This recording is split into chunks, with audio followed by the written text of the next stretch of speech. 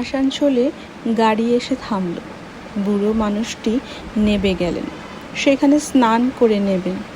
স্নান সেরে গাড়িতে ফিরতেই বিচকুন বললে, এই গাড়িতে থাকবেন না মশাই। কেন বলো তো? ভার ইঁদুরের উৎপাত। ইঁদুরের? সে কি কথা?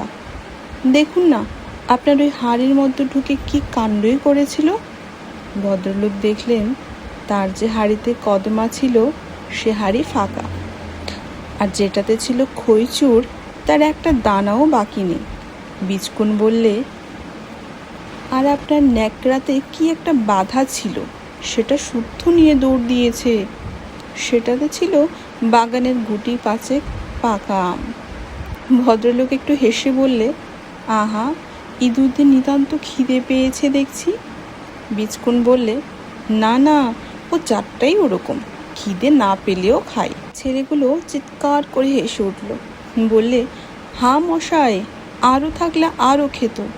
ভদ্রলোক বললেন, ভুল হয়েছে, গাড়িতে এত ইঁদুর একসঙ্গে যাবে জানলে আরও কিছু আনতুম।